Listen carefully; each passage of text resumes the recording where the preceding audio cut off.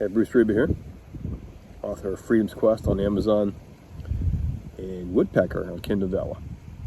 I'm on my lunch break, Kennedy Space Center, and just had a couple, thought I'd go over some stuff on my next project, and that is technicians during shuttle days. So, during the final shuttle days, there was a frenzy on ice problems. They destroyed one orbiter already.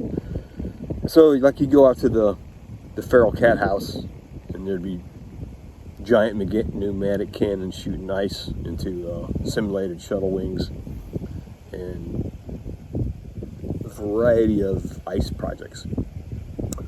So one day I get this work order. So we're in a countdown, and whenever there's in a launch countdown, they have what they call a configuration freeze. And it means nothing gets changed on the launch pad physically, or the circuits, or equipment. It's a freeze. So I get this work order, and it says, at the launch pad where the shuttle's at, install new fiber optic cable, conduit, and equipment housing to the 110-foot level from the pad surface. So I looked at that work order, and I said, well, wait a minute, we're in freeze, so no, this is not going to happen.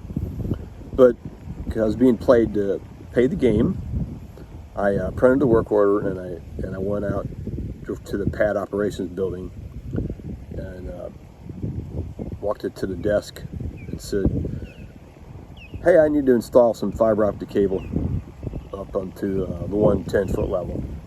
And the guy, he gave me the knowing stare like I was a dummy. But I knew the game, And I knew what his answer was too. And he goes, well, no, you can't do that till after launch. We're in a configuration freeze. And I admitted, well, I knew that. I'm just following instructions, and I'll just go ahead and add this to the work order log that it's not going to work. And so, he was happy and I was happy. And I said, oh, by the way, this letter came with the instructions, the email. I don't know who it was. And I handed the guy a letter as I was getting ready to leave, and it was attached to my work order. And he looked at it, and his eyes grew wide, and he got up and he went and got about 6 other people, and they all started having a conference and looking at me. They were doing a football huddle, and then looking back at me. And finally, I was like, what? I reached down and I picked up that letter, and all it said was, get this done, and then the signature, Mike Leinbach. So I had to admit, I didn't know who that was at the time. I didn't really care.